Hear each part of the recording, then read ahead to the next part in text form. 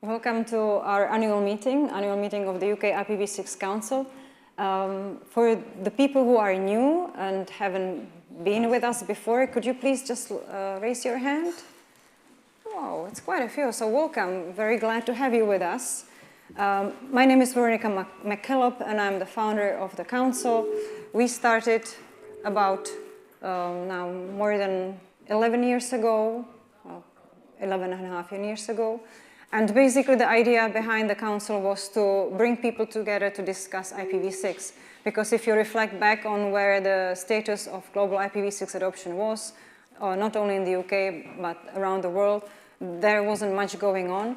It was an opportunity for us to create a community where people can talk about various topics related to IPv6 deployment, standardization, the development, the technology, etc. Everything that we do is free. And we usually have one annual meeting per year as an event like today. And then we try to have also a couple of small group discussions. Last year we managed one, or this year we managed one. Maybe next year we do one or two. So there is, it's a little bit more about a discussion, not just pure presentations. Today we've got a good agenda prepared for you. I hope you are all excited and looking forward to hearing from our speakers. I had to change the order a little bit because, you know, there are always some issues with travel, etc. So if you have read the agenda before, you will notice that there is a slight change in the morning. After my opening, we'll have Tom Hill from BT talking about the IPv6 deployment in this very large and global organization. Then we will have talk from David Kennedy from Arcanox about the current status of IPv6 deployment across the .uk domain. Then there is a change. You might have remembered that we had a talk from a mobile operator in France. That's going to happen in the afternoon. So we'll have Tobias from Max Planck Institute for Informatics talking about DNS and IPv6. There's hopefully some good changes going to happen soon in terms of standardization. And the morning will be closed by Tim Chown from JISC talking about how CERN is leveraging IPv6 for marking traffic on their network for the high energy physics experiments. The lunch, I'm sure everybody is also excited to be in this fantastic location. The lunch we will have on the T34 floor with hopefully really nice views of London. And then in the afternoon, we will continue with a talk from Bouygues, the French mobile telecom operator. They've got landline and mobile as well, but Victor is coming from France to tell us about the V6 deployment on the mobile network, which I hope, because this is all being recorded, this will inspire other mobile operators in the UK to start properly supporting IPv6, you know, as we all want them to. I'm very pleased that we have today with us also Scott from the US.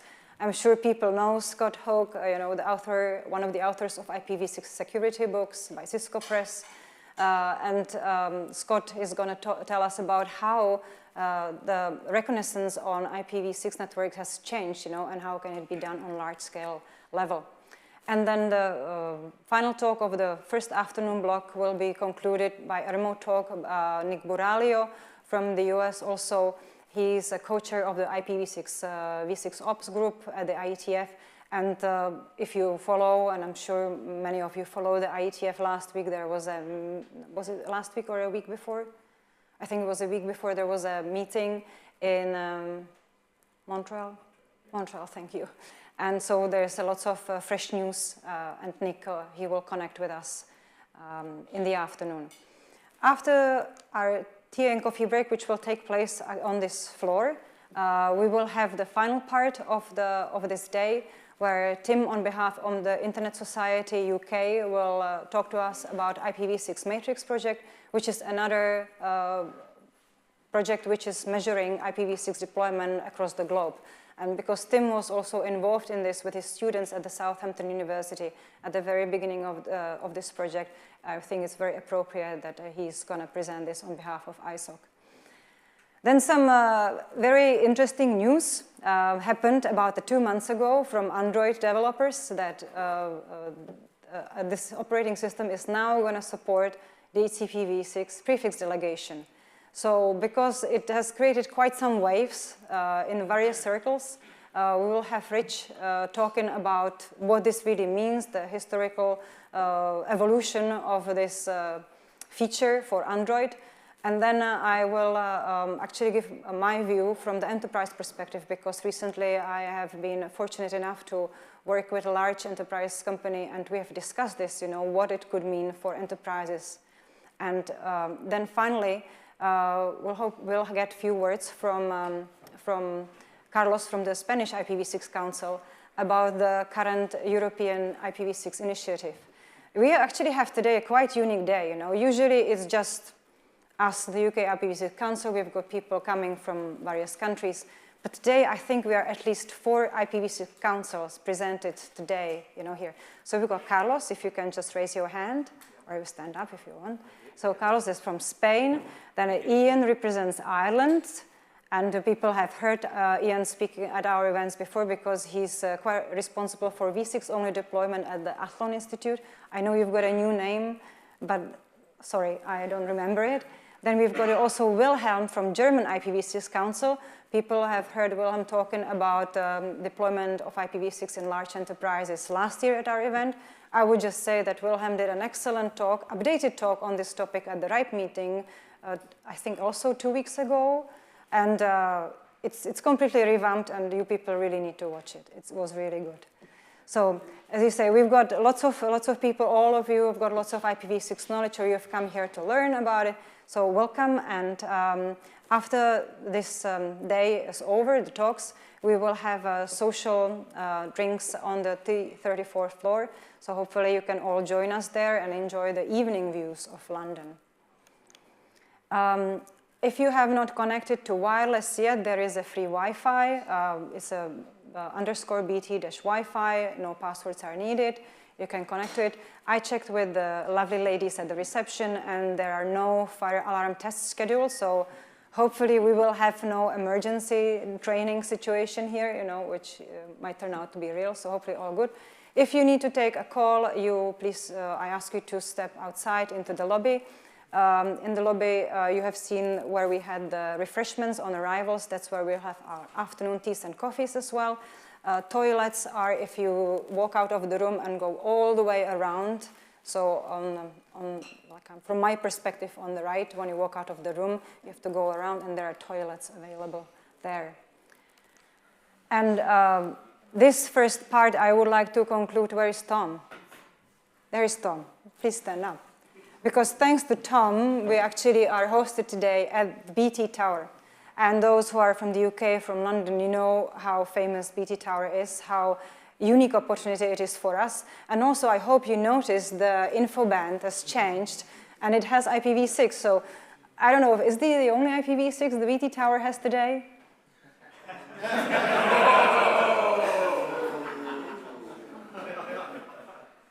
Certainly not. That's the right answer. Almost That's what we want to hear. There are many 128-bit addresses flowing through the tower. Wonderful. Thank you so much. It's massively appreciated. Thank you, Tom.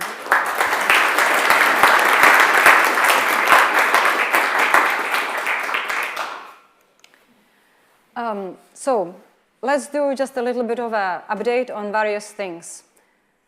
I hope many of you realize that next month we are going to celebrate 30 years. So when they said, this is the next generation internet protocol, right, IPv6. Goodness gracious, it's 30 years since its first standard, RFC 1883, by Steve Deering and Bob Hindon. And that was very quickly updated to the standard 2460, which held for another 20 years.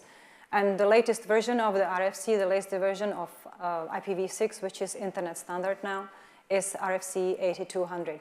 But if you look at the work of the IETF, there is so much that is going on when it comes to developing this protocol. So while the core standard is finished, there are other things that are actually coming up because the deployments are actually happening. They have been happening mostly in the last 10 years, and lots of operational things, lots of security things are coming up. So we will hear about that in the afternoon.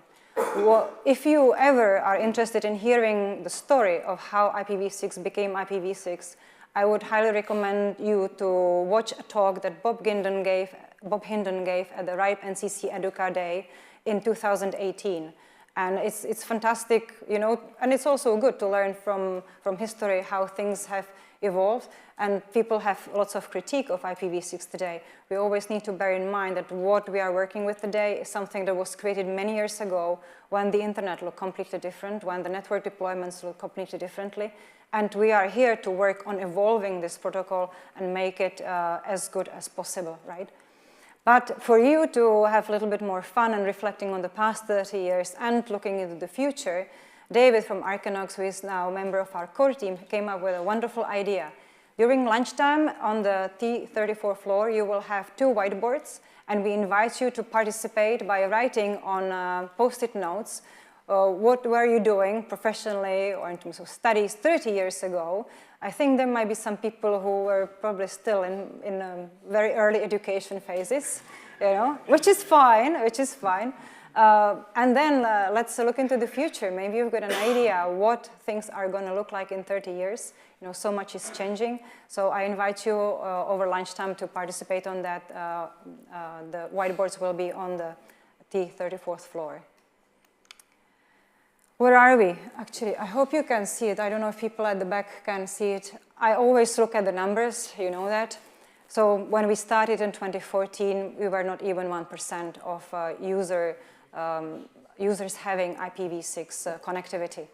Now, 11 years later, and I know Tim Coote, he posted in our LinkedIn group in January that UK has moved over 50%. But then in terms of Google measurements, we have very quickly dropped below 50% again. However, recently, and that it's still holding, we are really over 51% of users that access Google services, they're accessing it over IPv6. So there is some increase. I think it's about 3% since last year. But hopefully, there are some large operators in this room who are working very hard on the IPv6 deployments, and we will hear about them in the future. I'm not going to say anything more because we will have 2 talks talking about V6 measurements, so I leave it to David and Tim to cover this in much more detail from different perspectives. This is also numbers from UPNIC. UPNIC, they are usually a little bit more skeptical, so even from their perspective, we are for over 50%. And Meta, they have measured on their products that I think it's up about 3 to 5% is the increase year over year. But there are many other sites that are measuring it. Akamai used to. I don't think they publish those data anymore. But yeah, there is some growth. Hopefully, it's going to accelerate a little bit. What we have for you, those who are new to here, you know, to IPv6 Council, as I said, we do everything for free. We publish all the materials on our website. So all the presentations are on our website since 2014. You can get all the information updates through our LinkedIn group. We don't do mailing lists. I'm not, you know, emails can get a little bit out of hand sometimes. So we have a LinkedIn group. And also we have the YouTube channel, and there you find presentations since 2017. So this event is being recorded. We will publish the videos hopefully in a couple of weeks after the event, and then usually they get a few hundred views. And I know that people from all over the world actually watch them because I do get some feedback on them. So that's all available for you. There are a few other interesting things I wanted to mention. So if you say that IPv6 books are expensive or they are outdated, etc., there's a free IPv6 textbook that Nick Buraglio, our afternoon speaker, and Brian Carpenter publish online. And you can find lots of very useful information, and it's free, available to anyone. So again, these slides will be available on our website. All the links are, you know, active, so you can access that. I don't know if Scott is going to mention this in the afternoon, but he not only does consultancy, he also does lots of training courses, very good ones, online, so you could also participate in that if you want to increase your IPv6 knowledge. But this year, Scott has introduced IPv6 certifications, and they are all free, you know, so you can just go and try as many times as you want to get through these tests and actually check what your level of IPv6 knowledge is. It's on my to-do list. I want to do some. Maybe I might be disappointed with myself, but let's see. You know. Anyway, I know that Rich is going to talk about the third point there, because there is quite active work going on at the IETF. You know, in the previous 3 years, we had presentations about V6 mostly. That is kind of the most exciting development for enterprise in the last couple of years, let's say 4 or 5 years. But there, obviously, as the deployments are happening, again, like different operation issues and deployment issues are coming up. So there is a draft currently in IETF, and Rich is going to talk about it a little bit more, so I'm not going to say anything else. And last but not least, you know, last year we had Tommy Jensen from Microsoft talking about CLAD support in Windows. So far, we don't have any update on when this is going to be available. However, I was told this week is Microsoft Ignite, which is a big customer event, lots of announcements of new features and new products. So I would say watch this space. Maybe we'll have some positive news soon. And then we will be debugging not only Android and macOS and iOS on V6 mostly, we'll be debugging also Windows. We've got some stickers. We had them here already last year. So if you want to grab a few, they will be available, I think, during the coffee break and also lunchtime. Sorry? Yeah. So we've got few roles still available. Also, if you want to remind your colleagues that legacy IP only, you know, don't use with caution. So that's for you to take away from the IPv6 Council if you want to. And in terms of future activities, Tim, he's already reserved a space for us at the JISC office in Manchester in January. So if you are closer to Manchester or in Manchester, you are very welcome to join us there. But watch the LinkedIn group on any announcements. We still need to prepare the agenda and everything, but that's something that's already planned. It's towards the end of January, if I remember correctly. Then we'll see if we do another roundtable here in London before summer. And hopefully if we get a host to host us like today, Tom is hosting us at the BT Tower, there will be another annual meeting in a year's time.